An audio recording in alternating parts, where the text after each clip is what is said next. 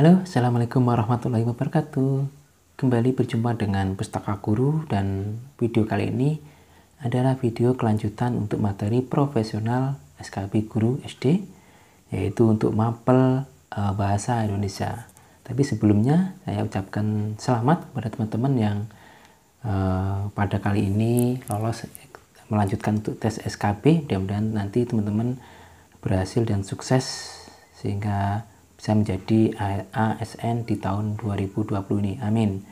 Dan yang kedua, saya juga mohon maaf apabila dalam beberapa hari ini tidak mengunggah video-video tentang materi SKB, karena memang pada waktu-waktu ini adalah kondisi yang mungkin teman-teman juga mengalami, kondisi di mana bangsa Indonesia sedang dilanda wabah virus corona, sehingga kita memang benar-benar untuk selalu berhati-hati, selalu menjaga diri. Semoga kita semua selalu diberi kesehatan. Baik teman-teman, langsung saja untuk materi yang selanjutnya tentang materi SKB, yaitu materi profesional untuk mapel bahasa Indonesia. Sesuai dengan kisi-kisi yang telah saya sampaikan pada video sebelumnya untuk bahasa Indonesia, kisi-kisi yang ada adalah tentang pertama adanya paragraf deduktif, induktif, ada kalimat baku, ada makna denotasi konotasi, ada majas, dan ada mengisi paragraf rumpang serta majas tadi ya. Baik teman-teman, untuk yang selanjutnya adalah kita membahas soal yang pertama adalah, kita bahas bersama paragraf di bawah ini yang termasuk paragraf deduktif, yaitu titik-titik A. Kecelakaan akibat mengantuk masih sering terjadi. Tercatat sepanjang tahun 2018 sudah 12 orang meninggal karena kecelakaan mobil, terutama di jalan tol. Mengendarai mobil saat mengantuk bisa menyebabkan kecelakaan beruntun yang berakibat merugikan banyak orang. Insiden kecelakaan karena mengantuk ini bisa terjadi kapan saja, baik siang maupun malam. Baik teman-teman, untuk yang soal A, tetapi sebelumnya paragraf deduktif ini adalah paragraf yang pada kalimat utamanya adalah ada di awal paragraf. Jadi kalau kecuali, maka yang ditanyakan adalah paragraf induktifnya, yaitu paragraf yang di akhir kalimat utamanya di akhir paragraf. Baik, untuk yang A ini adalah menurut saya adalah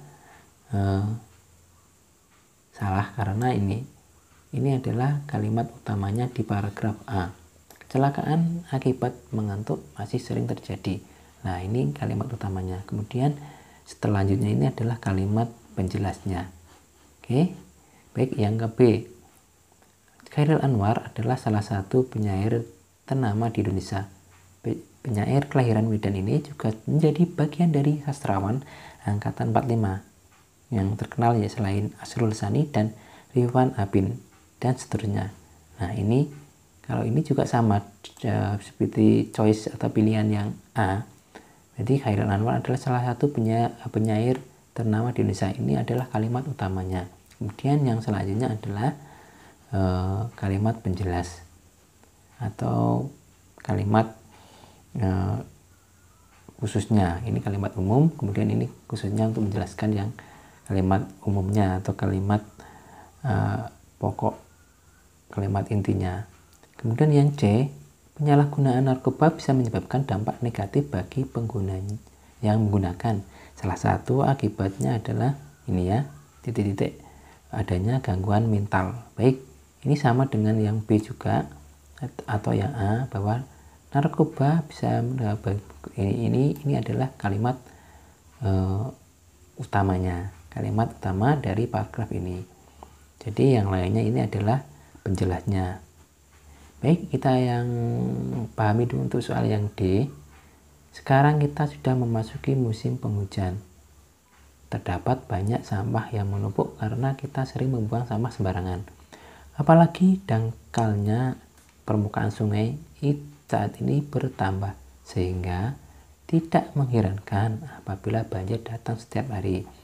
Nah, biasanya kalau ditandai kata-kata sehingga atau itu kan artinya sebuah kayak kesimpulan. Jadi di sini disimpulkan di akhir paragraf, sehingga tidak heran apabila banjir datang setiap hari. Ini sebagai kalimat utamanya. Kalau yang ini kan sekarang musim hujan, ini kan penjelas bahwa banjir datang setiap hari itu karena dijelaskan karena musim hujan dan banyak sampah dan lainnya. Berarti yang paragraf deduktif kecuali, yang induktif, yang kalimat utamanya di akhir paragraf adalah yang D.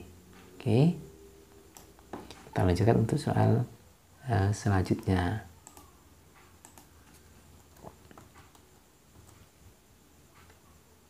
Soal nomor 2. Kalimat yang menggunakan kata berkonotasi negatif adalah titik-titik. Oke, sebelumnya untuk kata konotasi, yaitu kata yang mempunyai makna kiasan. Ada kata denotasi dan konotasi. Ya, kalau konotasi berarti makna yang tidak sebenarnya atau kiasan. Tetapi di sini ada negatif, berarti ada yang positif. Nah, kalimat yang negatif nanti kita cari kalimat konotasi tapi yang nilai rasanya itu nilai rasa negatif. Baik, kita langsung saja untuk pilihan A. Buah hatiku tumbuhlah sehat serta cerdas. Nah, di sini karena kata konotasinya adalah buah hatiku. Kalau buah hatiku berarti ini kan negatif atau positif dirasanya. Kalau menurut saya adalah buah hati itu kan anak kesayangan, berarti bernilai rasa positif. Kemudian yang B, Andik Firmansyah adalah bintang lapangan di timnas. Ini kuncinya, bintang lapangan. Kata konotasinya. Tapi konotasi di sini bintang lapangan kan adalah bernilai positif, berarti bukan B. Kemudian yang C, ibu selalu mendidik anaknya dengan hati dingin. Hati dingin. Nah, di sini adalah karena kata konotasinya. Dan dirasa ini hati dingin itu kan sabar, berarti positif. Kemudian yang D, istri kepala desa itu dikenal sebagai lintah darat. Ini kata konotasinya. Lintah darat berarti secara maknanya kan rentenir. Berarti nilainya adalah nilai negatif, yaitu yang paling benar adalah yang D, berkonotasi negatif, karena lintah darat kan secara nilainya rentenir, berarti kan kurang bagus atau negatif. Ini ya, ini pembahasannya. Ini sebelum saya tadi sampaikan, ini pembahasannya mengenai soal nomor 2. Gini ya, buah hati anak kesayangan berarti konotasi positif. Bintang lapangan berarti yang terbaik di lapangan, berarti positif. Jadi intinya konotasi negatif itu adalah kata yang menimbulkan nilai rasa negatif atau kurang baik, gitu ya. Yang kurang baik kan di sini cuma lintah darat, rentenir kan kurang baik dirasa. Kalau yang buah hati anak sayangan baik, bintang lapangan baik, hati dingin sabar baik. Maaf, ini sabar bukan sabar ya. Baik, kita lanjut untuk soal yang selanjutnya, soal nomor 3.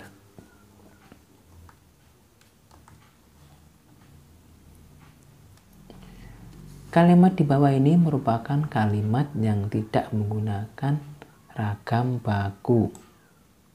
Di sini tidak ragam baku, kecuali berarti kan yang baku. Kalau kecuali berarti baku. Tidak ragam baku berarti baku. Karena kecuali. A. Mereka saling dorong-mendorong dalam keramaian pameran. Mereka saling dorong-mendorong dalam keramaian pameran. B. Ibu membelikan obat di apotik. C. Ayah naik ke atas untuk melihat genteng yang bocor. D. Pemenang diminta untuk ke depan. E.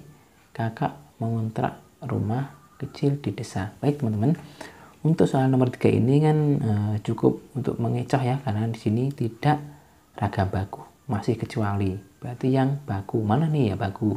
Oke, yang A baku atau tidak? Kalau menurut saya adalah mereka saling dorong-mendorong. Ini kurang baku karena di sini ini yang bikin tidak baku itu ini saling dorong-mendorong.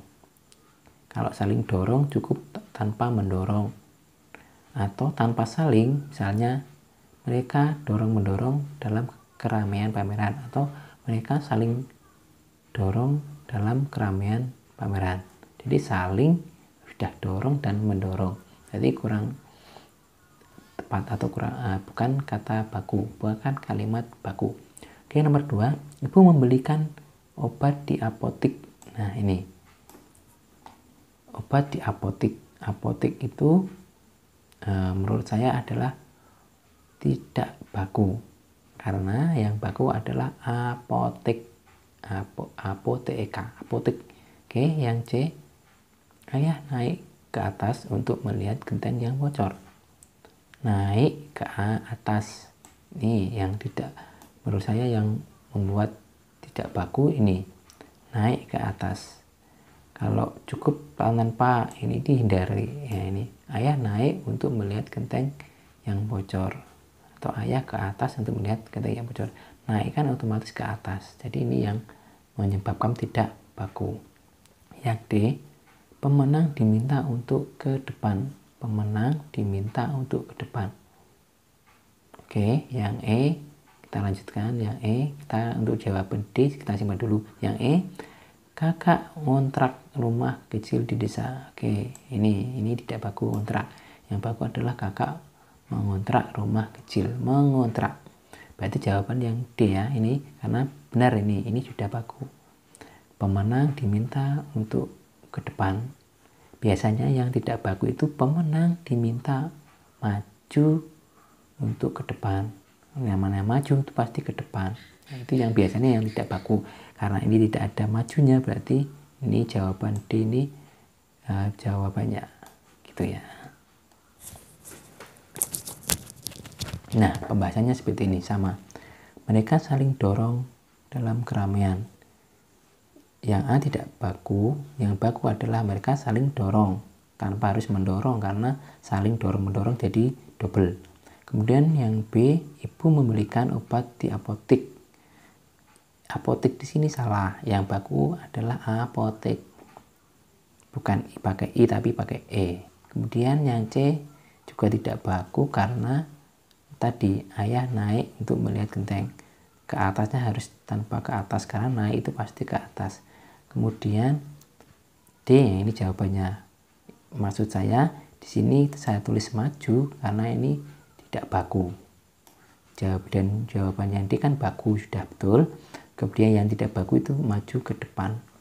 Yang E, ngontrak, itu tidak baku, yang baku adalah mengontrak. Baik, kita lanjutkan untuk soal yang berikutnya. Berbagai cara akan ditempuh oleh siswa yang baru lulus SMA untuk dapat berebut kursi di perguruan tinggi favoritnya. Ada siswa belajar keras sampai begadang. Ada yang mengikuti berbagai bimbingan tes. Di samping itu, ada yang melalui jalur khusus dan seterusnya. Baik, kita langsung kalau seperti ini kita langsung ke pertanyaannya. Kata hubung yang tepat untuk melengkapi bagian rumpang. Oh, ini berarti materi melengkapi bagian rumpang di suatu paragraf. Kata hubung. Ya, kita kata hubung. Ada dan, dari, karena, atau gitu ya. Kita langsung saja kita masukkan sini. Ada siswa belajar keras sampai begadang, titik, ada yang mengikuti tes. Ada yang begadang, dan ada yang mengikuti berbagai bimbingan tes. Oh, belajar sampai begadang dan ada yang mengikuti berbagai bimbingan tes. Berarti yang pertama dan. Kalau saya, menurut saya dan. Oke, yang dan cuma ini ya, dua. Yang awalnya dan ini sama ini. Sehingga yang C salah. CD sementara salah. Oke, kita lanjutkan untuk yang seterusnya. Ada juga yang masuk universitas tanpa tes, titik, dia memiliki prestasi gemilang. Syarat gitu ya. Berarti Ada juga yang masuk ke universitas tanpa tes karena dia memiliki prestasi gemilang. Karena, berarti setelah dan karena, yang ini berarti yang A ya. Kita lanjutkan saja untuk biar benarnya. Dia memiliki prestasi gemilang, titik, memiliki nilai akademis yang ditargetkan. Atau, jadi karena dia memiliki prestasi gemilang atau memiliki nilai akademis yang ditargetkan. Betul ya? Berarti jawaban yang tepat adalah yang A. Oke, kita lanjutkan untuk kelima. Ini materinya tentang peribahasa. Ya, peribahasa tadi di sisi ada peribahasa. Saya ini seorang siswa baru di kelas kami. Anaknya pendiam tetapi murah senyum. Melihat penampilan dia yang banyak diam, banyak teman mengira Sani seorang siswa biasa-biasa saja. Oke, dan seterusnya. Peribahasa yang sesuai dengan ilustrasi. Oke, peribahasa yang sesuai dengan ini itu apa? A. Air yang tenang mengejutkan. B. Memikul di bahu, memikul di kepala. C. Seperti ilmu padi, kian berisi, kian merunduk. Atau D. Air beriak tanda tak dalam. Atau E. Air susu dibelas air tuba. Oke, ini ya yang tepat ini ya. Jadi kita memahami paragrafnya ini. Saya ini seorang siswa baru. Dia pendiam, tetapi murah senyum.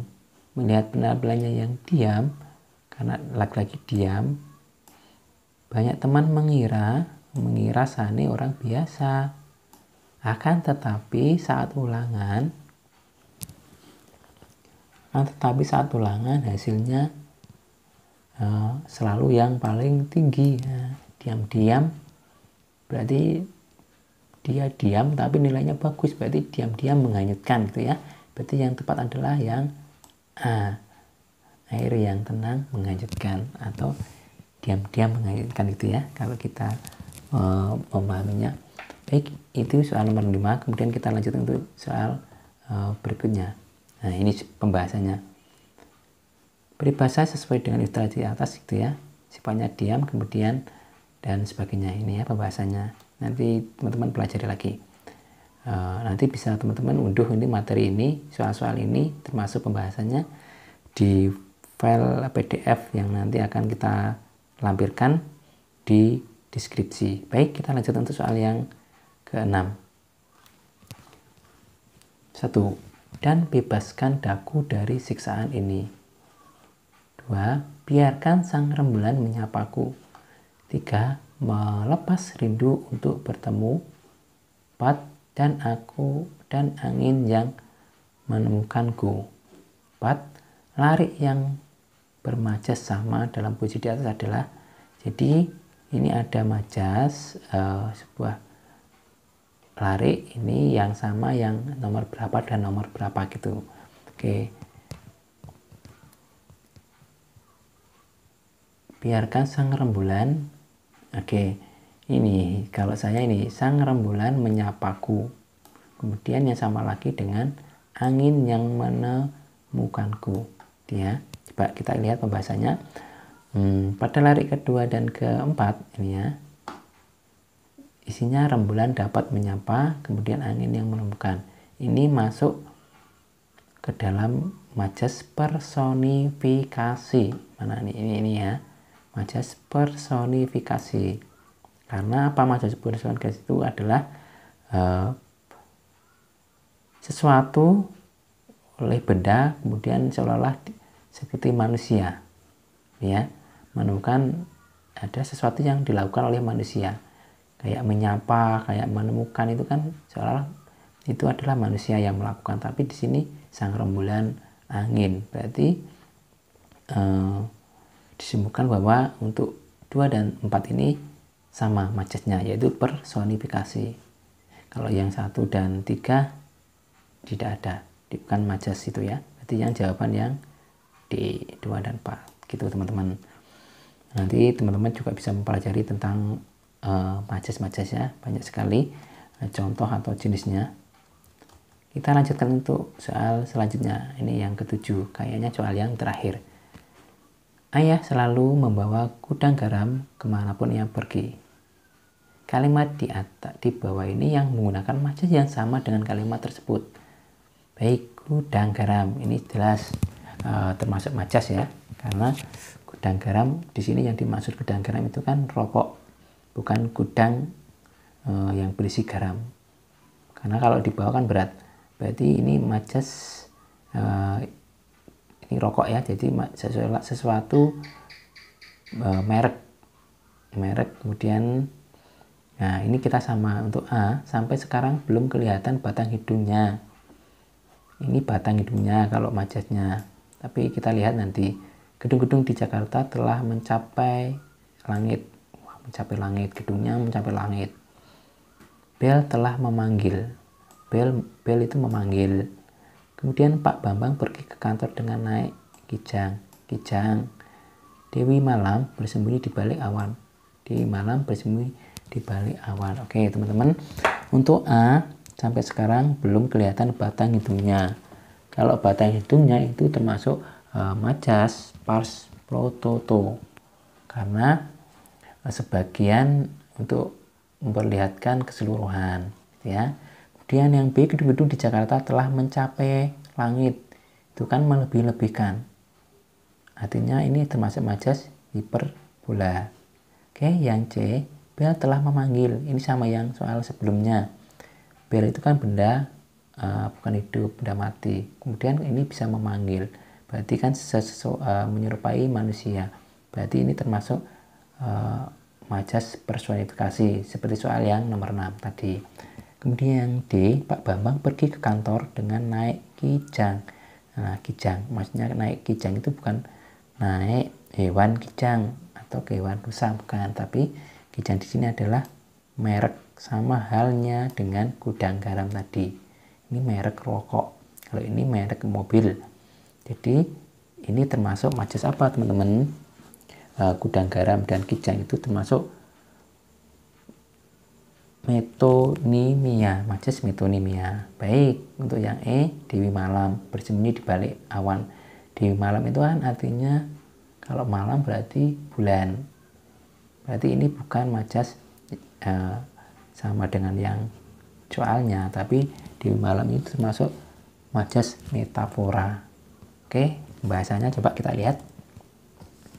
Majas metonimia ini ya, majas metonimia itu gudang garam dan kijang itu termasuk majas metonimia, adalah majas yang menggunakan ciri atau label dari sebuah benda untuk menggantikan benda tersebut. Nah, benda tersebut antara lain merek, ciri khas atau atribut. Gudang garam kan merek, kijang sama merek. Gitu teman-teman untuk materi yang nomor soal 7 tentang majas. Dan teman-teman sedikit apa yang video ini sedikit membantu buat teman-teman tentang belajar SKB nanti. Intinya teman-teman terus selalu belajar apapun, ikhtiar, berdoa, dan yang menentukan adalah Allah atau Tuhan Yang Maha Esa. Kita sebagai manusia hanya untuk berikhtiar, berusaha, dan berdoa. Mudah-mudahan teman-teman saya doakan bisa lolos di SKB-nya dan bisa jadi ASN di tahun 2020 ini. Amin amin ya rabbal alamin. Terima kasih teman-teman telah menonton video ini, dan jangan lupa selalu tonton video berikutnya ya. Yang belum subscribe silahkan subscribe karena video selanjutnya banyak, insya Allah. Mudah-mudahan. Assalamualaikum warahmatullahi wabarakatuh.